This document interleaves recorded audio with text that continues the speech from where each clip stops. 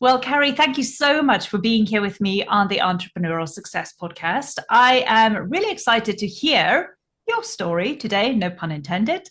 For those of you listening, this is Carrie with us here today, and we have got a topic for you that you might love because we know that this is something most of us tend to struggle with a little bit. Carrie, introduce yourself and tell us who you are and what you do. Hi, what a pleasure to be here with you today. Thank you so much for inviting me into this conversation about my absolute favorite topic of storytelling. I am Carrie Clewin, and I am a stage director by trade for many decades. And I also coach public speaking and personal branding. How those came about is a little bit of a tangled story, but it really led to me being motivated to write Origin Story, which is a book that sits at the crossroads of storytelling in the personal discovery arena, but also in business success. Yeah, and I can see the book there behind you, which we'll talk about in a bit as well. But Yeah. tell us a little bit about your story then, because you said obviously there's this when we started speaking, you said long story. Yeah, absolutely. But what does that look Well, like? What did that I kind of like opened up for you from where you just fell in love with storytelling? sure. So, like I mentioned, as a stage director, I've been working in theater for many decades, and as an artist, and well, artists are entrepreneurs, right? Because we are always inventing something new, and that kind of creativity and that wanting to do something new and solve problems and create better solutions for things, better products, all of that is very challenging in why do I not do just that 9 to 5 job, right? Well, constantly questioned as to, well, what does a stage director do? How do you make money? Can you survive on that? So for a long time, I really questioned, was I on the right path? Did I pick the right career? Was I really an artist? All of those questions that we have in when we're creating a product or doing something out of the norm, right? And so after I pursued graduate degrees and had been working in as a professional director for a long time, I was still having those doubts and those questions in the back of my mind of, is this right for me?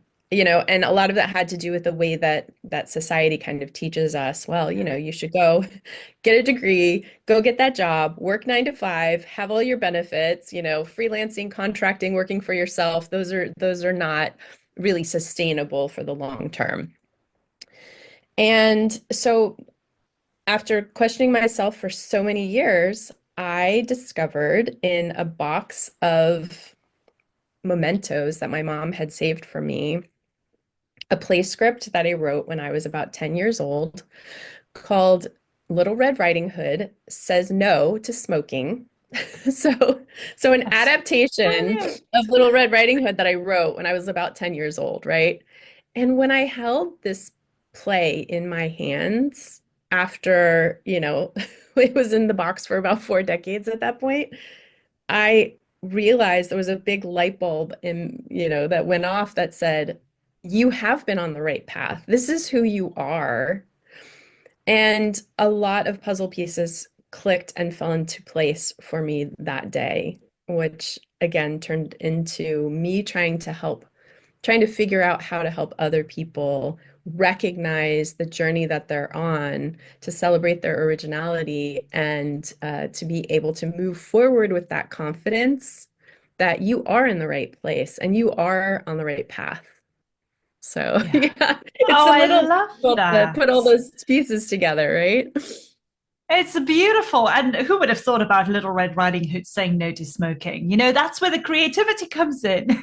And you Yeah. had it since you were 10, which a lot of people have. We have so many things that we have as a skill, that we have that is almost ingrained in us. Any kind of creativity forms that part of our story. Right. But I want to ask you, from your experience, obviously, and with obviously you have written that book, which I will talk about in a bit as well. Why do you think it is so important for people to use their stories, whether it's personal or in business? So in the book, interestingly, there are interviews with about 34 people from different backgrounds, some artists, some entrepreneurs, and some in what you might consider a little bit more of a traditional career path. And when I talked to them about their origin story, we would go back and look at some core memories of things that they were still holding on to and examined them a little bit. And then what we realized, or what I realized in doing this research and these interviews, is that people were incorporating values and experiences that they had from much younger, and not always childhood, right? Because when I say core memories, I don't mean things that happened to you when you were a child, even though one of my core memories is from childhood. I mean, those memories that something clicks in you and you've experienced something for the first time, and it imprints on you, right? And it says, I believe those are the moments where something happens and your mind is saying, this is important, remember this, hold on to this. And, my friend who grew up in Colombia, the country, right? She was selling homemade chocolates, when she was very young. And now she's created this business, this um, journalism business, which she started. And when she started to connect these dots of her earlier self and these things that, this can do, yet I can do it type of an attitude, it really helped her to put the pieces of that story together and then to be able to share that with other people, right? To create new connections with people and a new Yes. understanding of who she is and why she does her business. Yes. And I think what you hit there was just spot on. It's about creating those new connections. And this is why I'm saying, it's not just business, but it's from a personal perspective as well, like you mentioned earlier.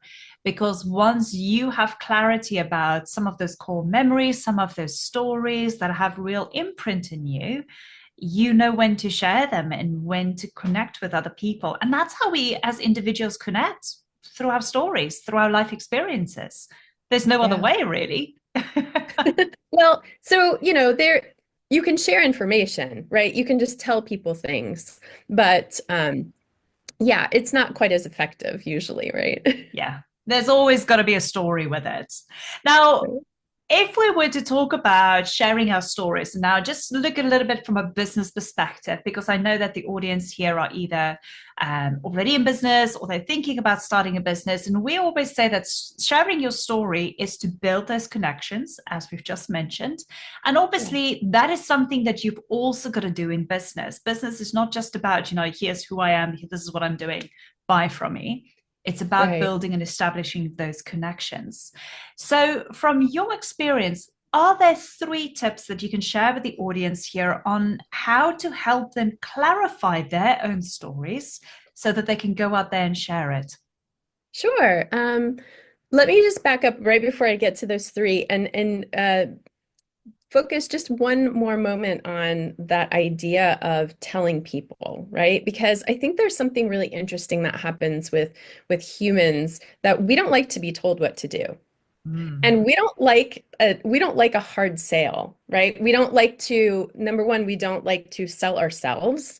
We don't like to, I mean, there are people who are really good at that, and have their kind of tricks and personas, but most of the time it doesn't come off as feeling very authentic, Yes. which is kind of a buzzword and it's a little overused, but there's really no better way to say that when you feel like you're being taken advantage of or like there's a transactional relationship, we don't feel good and comfortable and want to move forward with that relationship, right?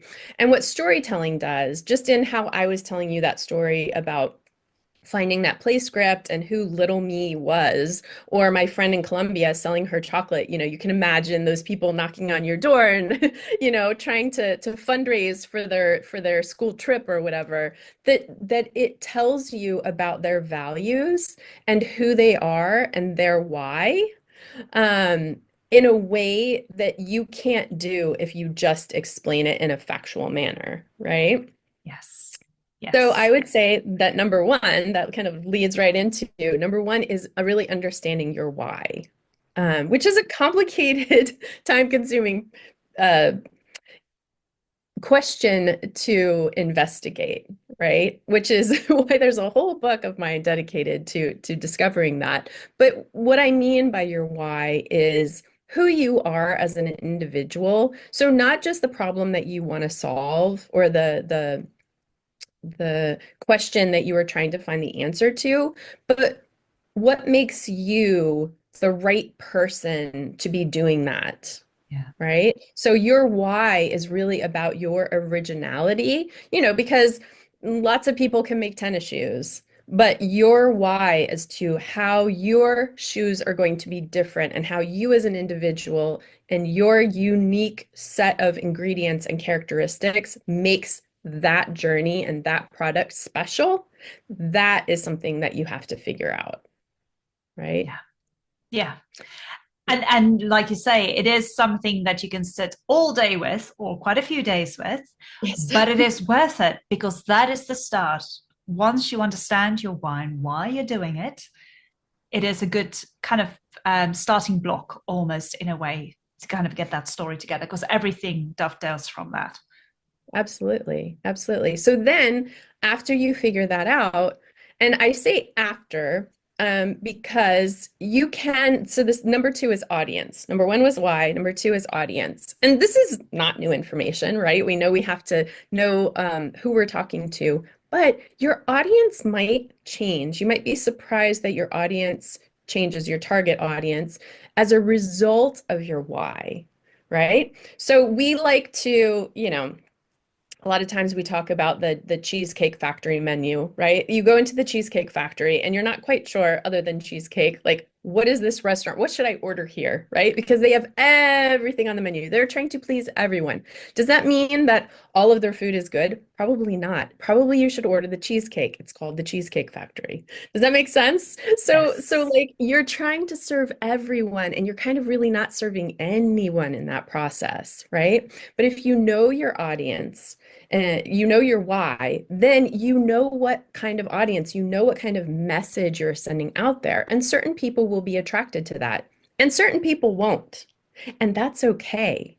I don't hear people often enough saying it's okay if not everybody, if your product isn't for everyone, right? Even That's my true. book, the audience, it's not for everyone, right? It's for people like you and me who have had a more complicated path. Maybe you've had a detour. Maybe you've had complications, especially as women, we have sometimes responsibilities and obligations that other people don't, right? So my book isn't for everyone. My product isn't for everyone. And I kind of have released that that's an okay position to be in because the Yeah. people who need and want it will be attracted to it as long as you are offering the message, right? As long as you're Yes. sharing how it is unique. And then the third one, my third tip would be to take joy from the process. Mm-hmm. So I have heard many kinds of trainings of, 8 steps to this, 10 steps to this, it's very regimented and we need to take things very, very seriously. My goal with Origin Story, interestingly, I've been translating the book into Spanish, and the Spanish version, the title doesn't quite work, so I have to change it a little bit. It's called Instincts and Intuition. Oh, that's And interesting. so Yeah, so really and through the process of thinking up this name and figuring out the real core of the book, it really is about getting in touch with those instincts and intuition, right? And along with that comes a sense of joy, a sense of reclaiming who you really are, your originality, and doing it in a manner that we play hard, right? It isn't like there is no seriousness or there's no business about it, but that process, the more joyful it can be and the more we are enjoying it, the more we realize that we are on the right path and we are heading in the right direction. Yes. Yes. And I love that because I think, those three tips, like I said, it's not just business, but it's on a personal perspective as well that you can use them. Because at the end of the day, we are all human beings. We all have our own separate journeys in life. We have our own experiences. We have different perspectives on certain things. And you've got to share that story, but it's got to be aligned with you. Yeah, And you shouldn't be scared of sharing it because people want to connect with you. And the only way to connect with people is through your story. And I love right. the fact that you've interviewed so many people in the book and brought them together. So there's different perspectives. Everybody's journey is so different, but we are all curious creatures. We want to know what other people's stories are like because then, in a natural way, we start comparing ourselves a little bit to other people's stories as well, Yeah, but that is part of building the connection. I'm not talking about comparing ourselves in a negative way. I'm just saying that that's what we tend to do from a psychological perspective because right. that's how we build those connections. So number one is obviously your why. Number Mhm. two is the audience or the people you want to share the story with. And at number three is, oh my gosh, I just went blank. Joy. Joy. Thank you. This is where my brain just goes like, what was number three again? And number three is obviously joy. Have joy in the process. Have joy in sharing your story, I guess, as well. Yeah, Because the more your energy comes through when you share your story, the more people will gravitate to it. And the right yeah, people will gravitate to it. So I love the fact that you shared those three. Thank you so much. Now, quick yeah. question for you. When you created the book Origin Story, what was the idea behind, how can I say, interviewing people and getting their stories on board? So tell us a little bit about the book before we go on. Sure. So the idea of interviewing people really came about because I was trying to understand how to walk people through this process, Yeah. right?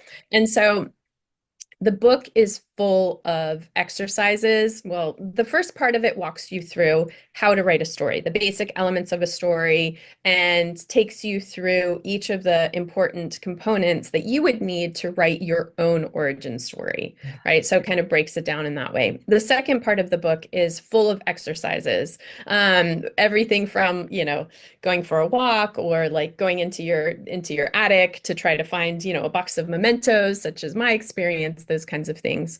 And uh, so yeah, my idea was let me figure out because I was working with a group of people and helping them to share their stories, much like you would to get to prepare for a TED Talk or product pitch, a signature speech, these kinds of things.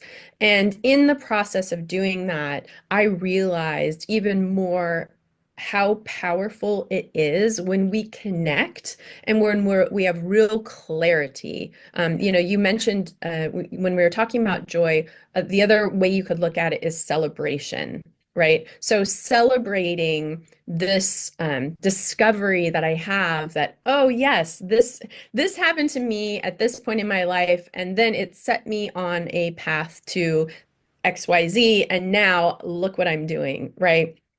And what happens in that process, like you just said, is that you do connect with people. Other Yeah. people say, "Oh, my story is very similar," or "Yes, I also had these challenges," right? And what happens in that is that you start building community. So the third part of the book is really talking about that community building, and how we're sharing our stories, whether it's on social media or, like I said, some kind of a public speech of some sort. Even your website can be a source of people's receiving your storytelling, right?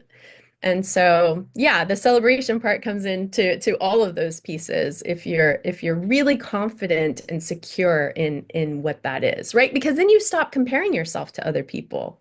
Yes, It very happens true. naturally because you can't compare yourself to someone else. You know, imposter syndrome is such a such a huge topic, right? But to be an imposter means to try to be somebody else. When you're really secure and confident in who you are, you can't do that because you realize that you're an original. There's no comparison, right? So Yes. there's no imposter. Yeah. And I resonate that with that so much on a personal level, because I remember when I started my business, of course you go out there and you compare yourself to what other people are doing. You're constantly on social media.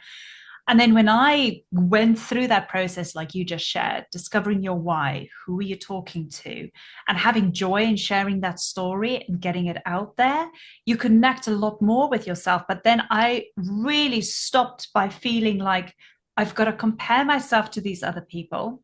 And I was just so happy that I can just show up naturally. I didn't have to act. And I'm so sorry, I know you're coming from that creative background, but I didn't need to act. I didn't need to try and be somebody else, which is the hardest thing to do. Where if I just show up naturally, I'm just me, take it or leave it, basically. But it is so much easier just to show up with who you are and sharing that story than it is to try and impersonate somebody else or try and put a mask on. Anyway, it's Yeah. tough. It's tough if you don't have It that. is It is tough, but the more evidence you have, the more research you've done into your own self, right? Yes. The easier it is because I can always, like, I use that play script now as what I call the North Star, like kind of, in my my metaphorical back pocket to say, when I start to feel that insecurity, I start to say, this is who I am. I've been Yeah. this way for decades, and if I'm not for you, that's okay. But this is who I am at the end of the Yeah. day, right? Yeah. Here's my Love evidence. that. And I think that kind of ties in beautifully into the last question that I have for you is how could we all get a new perspective in our lives? And you've got a beautiful way of sharing it. So I'm going to hand over to you there. Sure. So I encourage people to go through a process of what's called Vuja Day. And Vuja Day is the opposite of deja vu. It was a term coined by comedian George Carlin, um, who uh, who said that it's the feeling of having done something a million times, and yet one day it feels totally strange, right? Mm-hmm. So you're taking a walk around your block and you've done this every day, you walk your dog, whatever, and you're distracted. And one day you say, oh, has that door always been red? Oh, has that flower bush always been there? I've never seen those flowers before. Things that appear but habitually we don't notice, right? Because we're kind Mm-hmm. of in a routine, and we're doing things. So in order to what I call like inspire or aggravate Vuja Day, I walk people through many different exercises, but I really encourage them to take a step back and look at things with big picture. So walking through exercises like even doing your mission and vision statement and things like that, which is a little bit more on the entrepreneurial like branding side, right? But looking at those things in more of a values-based system instead of I would like to have this position or I want to sell this product. Really kind of backing up and thinking back to that, why an audience, really thinking about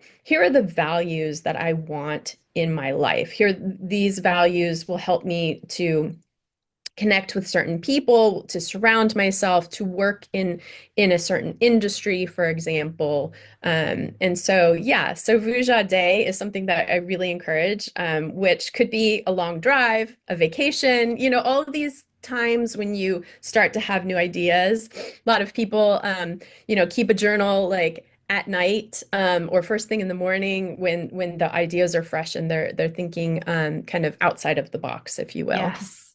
And honestly, I'm going to remember Vuja Day from now on because I think it is such a great term, completely backwards, but it has a proper meaning. So I agree with Yeah, that. it does. Now, talking about Vuja Day, you have a free guide for everybody. I Tell do. us what this free guide is all about. And then obviously, Sure. I'll make sure to say that the show notes are available for everybody to go and get them. Absolutely. So it's really walking you through one of these Vuja Day exercises, which will help on that daily walk, or maybe even to reorganize your office, if you will. And inside of the material also is a whole list of options and suggestions to help you on your path to mix things up a little bit, get out of your habits, and think of things with a new perspective. And really infuse your life with a dose of Vuja Day. I know, and I love that. And I think also, correct me if I'm wrong here, if people can use the Vuja Day, use that guide that you've got, it might give them a different perspective as well about their stories. Yeah, Putting that into context, because it's like you say, maybe you're walking your dog one day and all of a sudden you go like, "Oh, I have it, I get it. This is the thing that I need to talk about. This is the story that I need to share." You don't yeah, physically have to go into your attic. It might just come to you one day while walking your dog. But I think the Vuja Day and this guide is going to help you to kind of uncover some of those things and look at things from a different perspective, which is sometimes what we just need to get out yeah, of the old habits. And then those ideas and those things will come to you and you think, that's it. That's what I've been looking for. That's what I need. So, oh my gosh, Carrie, thank you so much for that. And for those of you listening, obviously the Vuja Day guide will be available. So just click the link in my show notes. You can go and download it there. But in addition to that, you can also go and connect with Carrie. So her website details will be in the show notes. All her social media details will be there. So if you have any questions, if you would like to connect with her, please do so there. But my suggestion is to go and get this guide because I think it's going to be nice in a nice way, thought provoking. I love that. Oh, bless you. Carrie, thank you so much for coming onto the podcast. I really enjoyed our conversation, and I think you gave me a couple of ideas there that I haven't thought about. So it's been really amazing. And obviously, with your book, we'll make sure that people can go and get a copy there as well. Is that okay if we put those in the show notes too? absolutely. I hope I know. so. No, of course. No, I'd love to because I think we spoke about storytelling and your book is there to help people about their stories. It's going to Yeah. be worthwhile for those people, apart from just getting the Vuja Day guide. Can't believe I keep saying that right. Woohoo. Yeah. But also to go and grab a copy of your book to help them with their stories, which is fabulous. Thank you Yeah. so, so much. I really appreciate your time and I hope you enjoyed this chat as well. Thanks, Hen. It's been a pleasure.